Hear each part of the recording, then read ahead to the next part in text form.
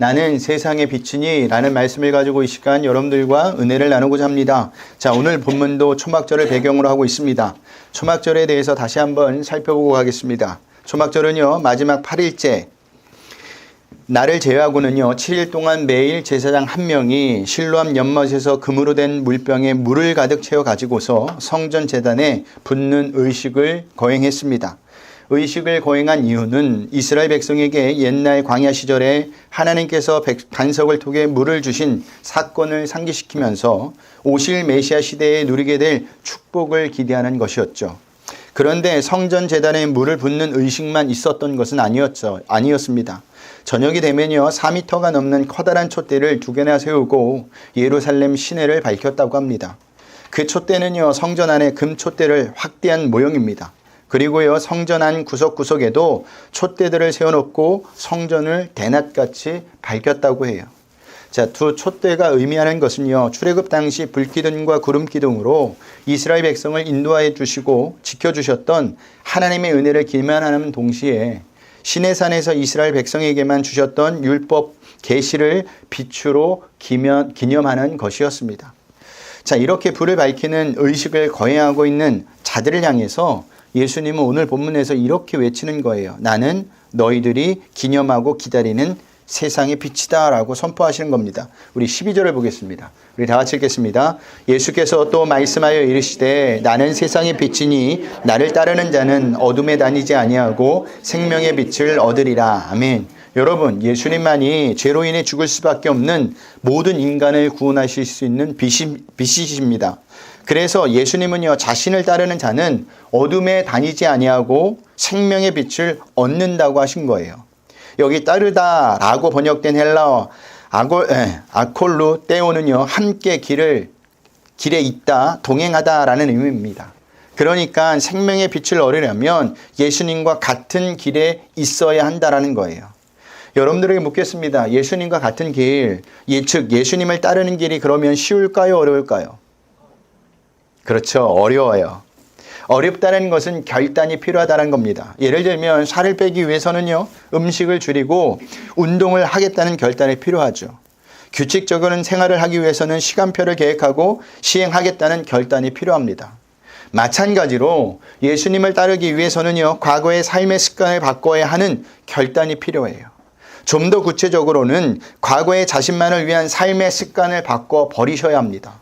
그러지 않고서는요 절대로 예수님을 따르지 못해요. 그래서 예수님을 따르기가 쉽지 않다고 말하는 겁니다.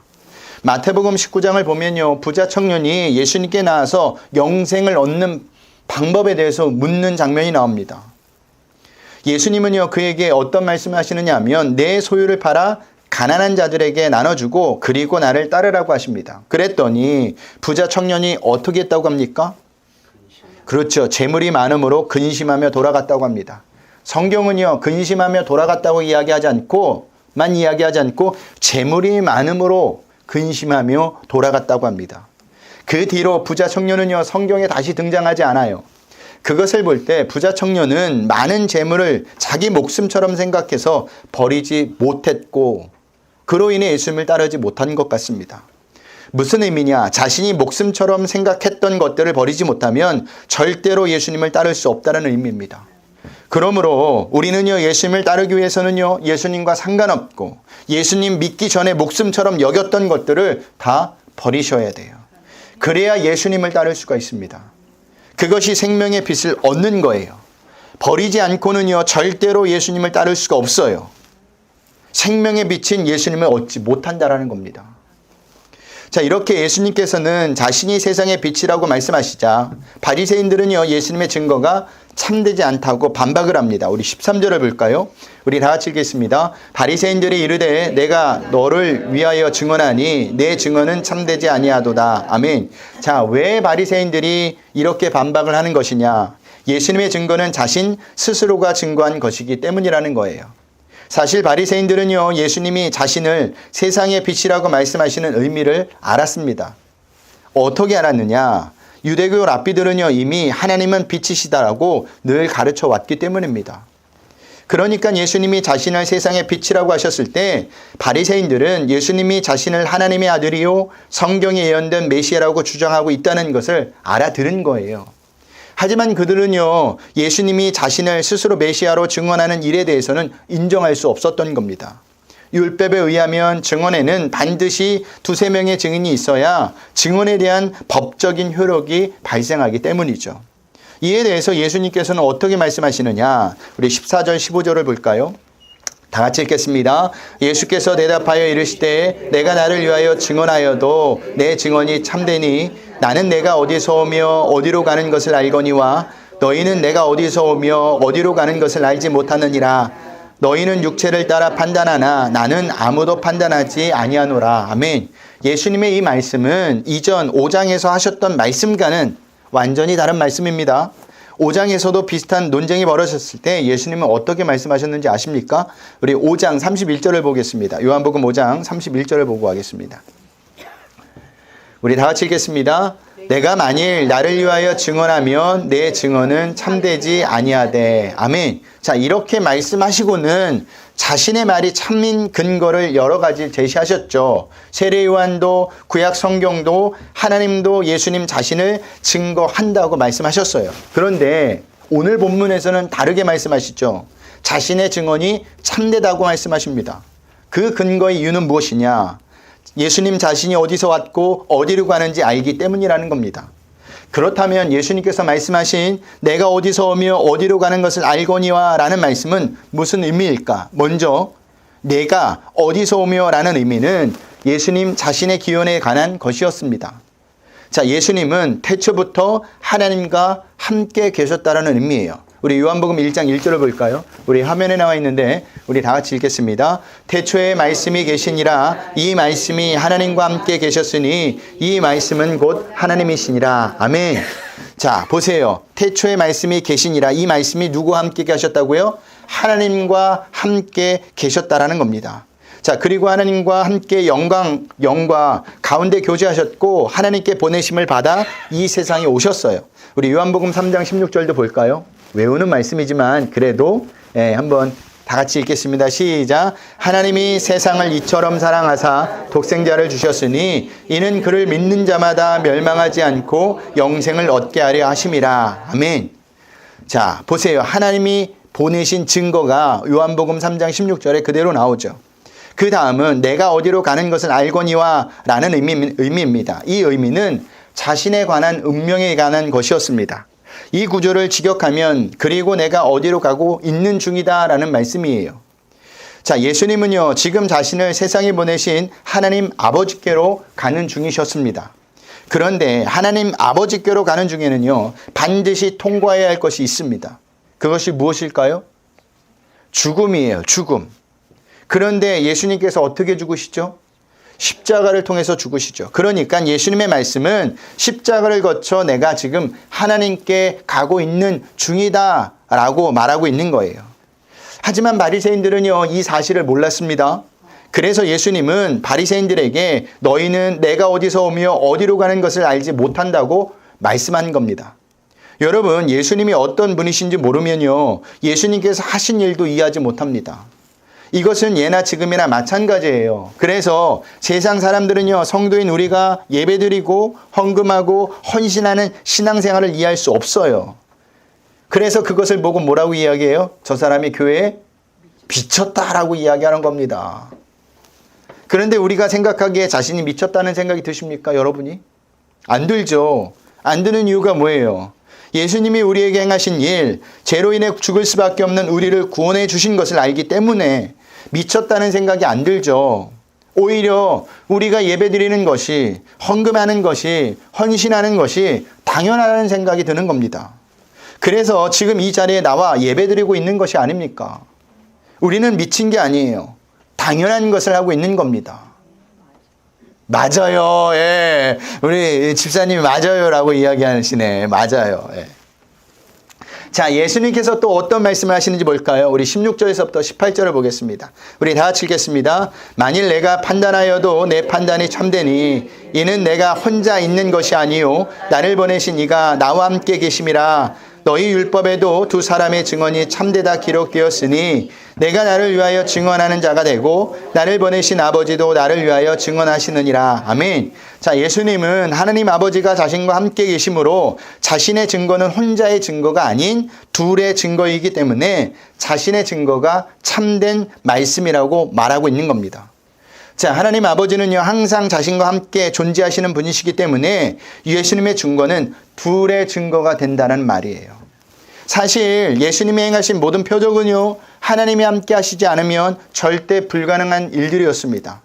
또한 예수님 말씀 역시 하나님이 함께 하셨기에 하실 수 있는 말들이었어요.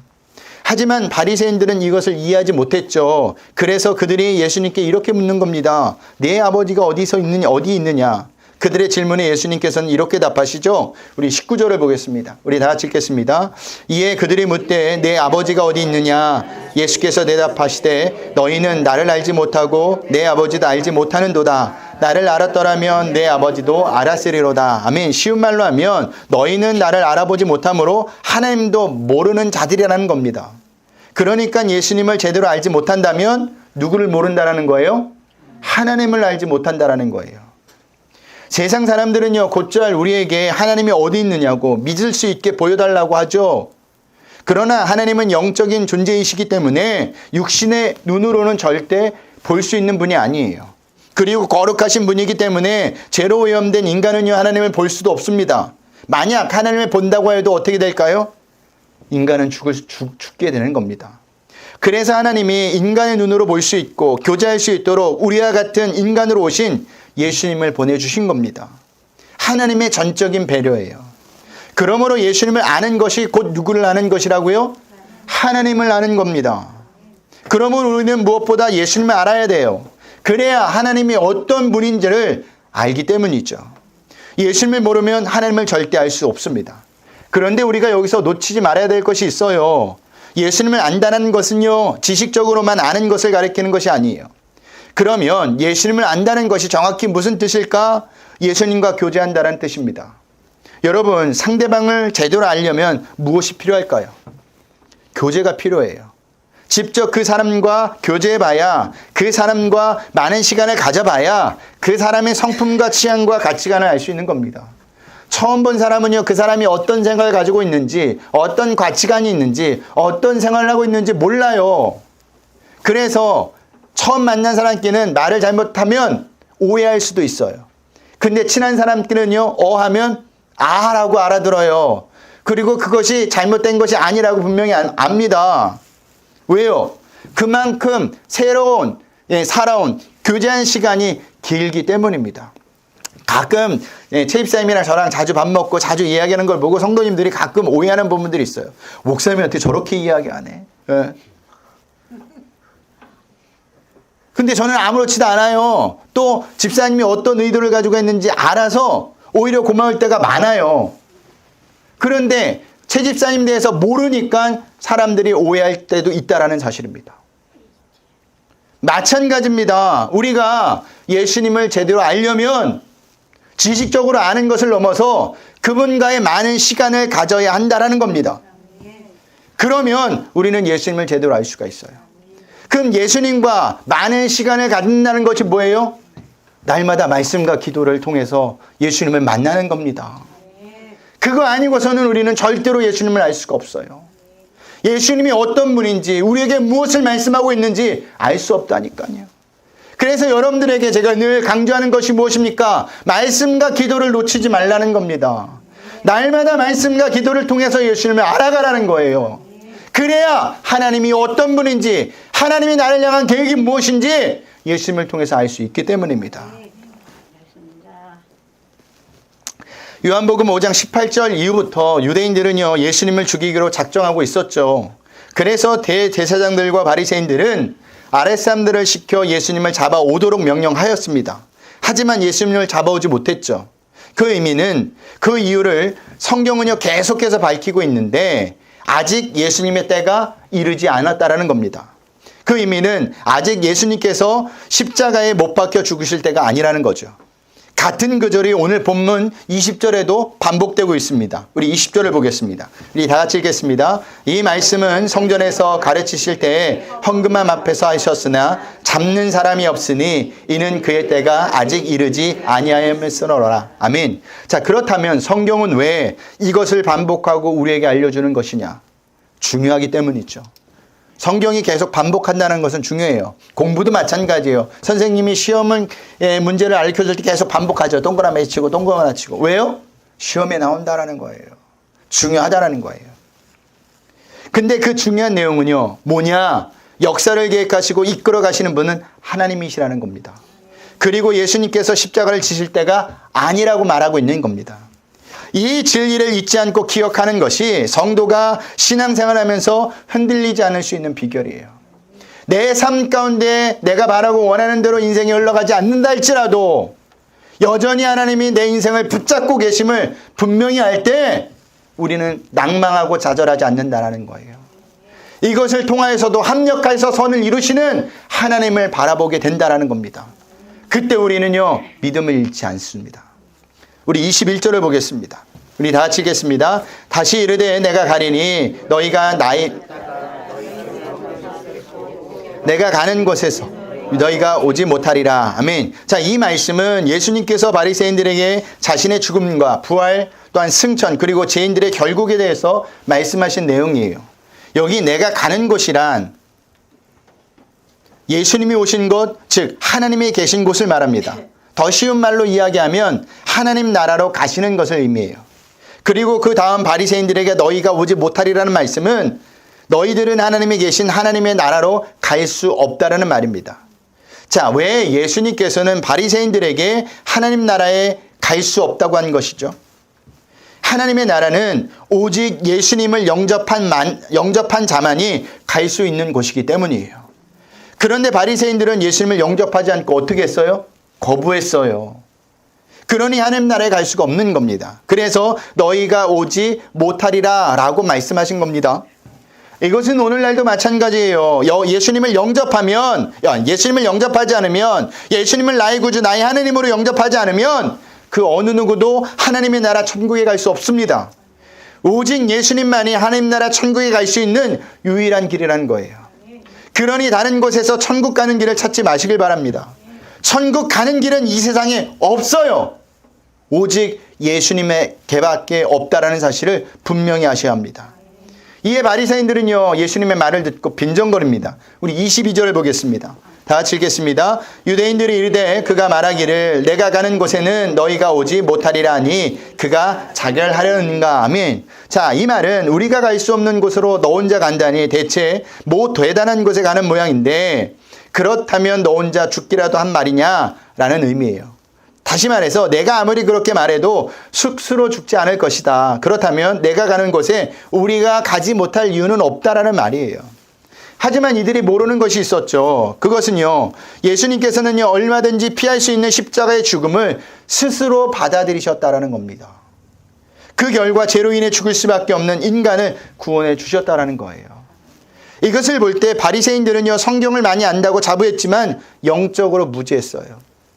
영적으로 무지하면요, 이렇게 진리신 예수님을 눈앞에 두고서도 그분을 알아보지 못합니다. 아니, 오히려 예수님을 대적하는 자가 된다는 겁니다. 그렇기 때문에 우리가 말씀을 볼 때마다 어떤 기도를 하며 말씀을 봐야 되느냐, 말씀을 볼 때마다 영적인 눈이 띄어달라고, 말씀을 이해하는 지혜를 달라고 기도하셔야 한다는 거예요. 성경은 그냥 읽는 성경이 아니에요. 책이 아니에요. 하나님이 영안을 열어주셔야, 지혜를 주셔야 이해할 수 있는 말씀들이 너무 많다라는 사실입니다. 자, 이에 예수님은 자신과 바리새인들을 하늘에 속한 사람과 세상에 속한 사람으로 구분을 하십니다. 우리 23절, 24절을 볼까요? 다 같이 읽겠습니다. 예수께서 이르시되 너희는 아래서 났고 나는 위에서 났으며 너희는 이 세상에 속하였고 나는 이 세상에 속하지 아니하였느니라. 그러므로 내가 너희에게 말하기를 너희가 너희 죄 가운데 죽으리라 하였노라. 너희가 만일 내가 그인 줄을 믿지 아니하면 너희 죄 가운데서 죽으리라. 아멘. 자, 예수님이 위에서 나셨고 위에 속하셨다는 말씀은 무슨 뜻일까? 그것은요, 예수님이 하늘에서 오셨고 하늘에 속한 분이라는 의미입니다. 이와 반대로 바리새인들은 아래에서 났고 세상에 속한 자라는 의미예요. 그러면 세상에 속한 자라는 말은 무슨 뜻이냐? 사단의 사망 권세 아래 있는 자들을 말합니다. 죄악에 속해 있는 자들을 말해요. 그런데 세상에 속한 자들의 결국은 무엇일까요? 죽음이에요. 이것은 모든 인류에게 해당되는 말씀입니다. 여러분, 인간은요, 처해진 처소에 따라 처우가 달라져요. 그래서 내가 어디에 속했느냐는 것은 굉장히 중요한 문제입니다. 저희 딸 연희가 초등학교 때 필리핀으로 선교 여행을 다녀온 적이 있어요. 그때 타고 간 비행기는요, 필리핀 항공이었어요. 일주일 선교 여행의 일정을 마치고 돌아오려고 하는데 그만 필리핀 공항에서 비행기 추락사고가 난 겁니다. 다행히 인명피해는 없었지만 그로 인해서 비행기 이착륙이 며칠 동안 그 공항이 금지가 되었어요. 그때 저희 딸 연희는요, 뜻하지 않게 필리핀에서 일주일을 아마 더 있어야 됐습니다. 그런데 자국기인 대한항공이나 아시아나 항공기를 이용한 사람들은요, 하루 이틀 만에 다 한국으로 돌아왔어요. 두 항공사는요, 필리핀 공항에 비행기가 이착륙하지 못하니까 가까운 공항을 알아보고 승객들을 그쪽으로 옮긴 뒤 그곳에서 비행기를 타고 돌아오게 했습니다. 그때 느낀 것은요, 무엇을 느꼈을까요? 되도록이면 대한항공이나 아시아 항공을 이용해야 되겠다라는 생각이 들었어요. 왜 이런 결과가 나타났을까요? 항공사가 달랐기 때문이에요. 소속이 달랐다라는 겁니다. 마찬가지로 소속에 따라 우리가 가는 곳은 달라집니다. 하늘에 속한 자는요, 천국에 갈 것이고 세상에 속한 자는 지옥에 간다라는 말이에요. 너무 먼 이야기 같죠? 하지만 이것은 굉장히 무서운 이야기고 곧 우리에게 닥쳐질 이야기입니다. 그렇기 때문에 우리는 반드시 하늘에 속한 자가 되어야 합니다.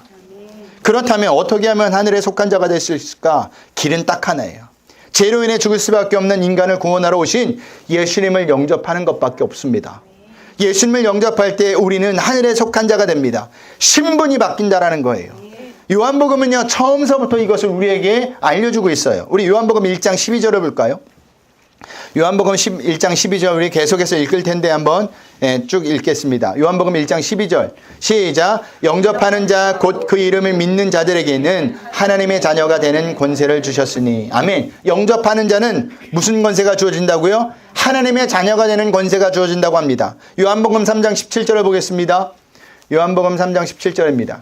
우리 다 같이 읽겠습니다. 하나님이 그 아들을 세상에 보내신 것은 세상을 심판하려 하심이 아니요 그로 말미암아 세상이 구원을 받게 하려 하심이라. 아멘. 하나님께서는요, 그 아들을 보내주셔서 세상을 구원하려고 하셨다라는 겁니다. 요한복음 5장 24절을 볼까요? 요한복음 5장 24절입니다. 다 같이 읽겠습니다. 내가 진실로 진실로 너에게 이르노니 내 말을 듣고 또 나 보내신 이를 믿는 자는 영생을 얻었고 심판에 이르지 아니하나니 사망에서 생명으로 옮겼느니라. 아멘. 자, 하나님께서 보내신 그를 믿으면 사망에서 생명으로 옮겨진다고 합니다. 죄로 인해 죽을 수밖에 없는 인간을 구원하러 오신 예수님을 영접하면 하나님의 자녀라는 신분으로 바뀌게 되고, 그러면 구원을 받게 되고 심판에 이르지 않게 되며 사망에서 생명으로 옮겨진다라는 거예요. 이것이 예수님을 영접하면 바뀌는 것들입니다. 그러니 저와 여러분들은 예수님을 영접해야 합니다. 그래서 하늘에 속한 자가 되어야 돼요. 그것이 우리가 천국 가는 길입니다. 그러나 우리 힘으로는 할 수 없어요. 내가 예수님을 영접하고 싶어도 영접하지 못하는 이유가 뭘까요? 우리 힘으로는 안 되기 때문입니다. 근데 그것이 어떨 때 가능하느냐? 하나님의 은혜가 우리에게 부어졌을 때 가능하다라는 거예요. 그러니 우리가 하나님께 기도해야 합니다. 하나님, 내가 예수님을 영접할 수 있도록 나에게 은혜를 달라고 기도하셔야 합니다. 모든 것이 하나님 안에서 이루어지도록 은혜를 달라고 기도하셔야 한다는 겁니다. 그런 자만이 영접할 수 있는 은혜가 임하는 거예요. 자, 예수님께서 계속해서 설명해 주고 있는데도 바리새인들은요, 예수님의 설명을 알아듣지 못합니다. 우리 25절에서부터 27절을 보겠습니다. 다 같이 읽겠습니다. 그들이 말하되 내가 누구냐? 예수께서 이르시되 나는 처음부터 너에게 말하여 온 자니라. 내가 너에게 대하여 말하고 판단할 것이 많으나 나를 보내시니가 참되심에 내가 그에게 드는 그것을 세상에 말하노라 하시되 그들은 아버지를 가리켜 말씀하신지를 깨닫지 못하더라. 아멘. 바리새인들은 예수님을 믿지 아니하면 제 가운데서 죽으리라는 말씀을 듣고도 두려워하지 않았어요. 오히려 예수님께 내가 누구냐라는 질문을 하죠. 무식하면 용감해요. 겁이 없어집니다. 이에 예수님은 나는 처음부터 너에게 말하여 온 자니라고 하시죠. 예수님께서는요, 공생애를 시작하면서부터 처음에 했던 말씀이 무엇입니까? 회개하라, 천국이 가까웠느니라 였어요. 죄에 대해서, 하나님의 나라에 대해서 예수님은요, 처음부터 계속 말씀하셨다라는 겁니다. 그런데도 왜 이들은 예수님의 말씀을 하나님의 말씀으로 인정하지 않았을까? 예수님을 하나님의 아들로 믿지 않고 한낱 시골 목수의 아들로 믿었기 때문입니다. 그러니 예수님께서 어떤 말을 해도, 어떤 말씀을 전해도 믿지 못했던 거예요. 예수님은요, 태초부터 계셨던 말씀이에요.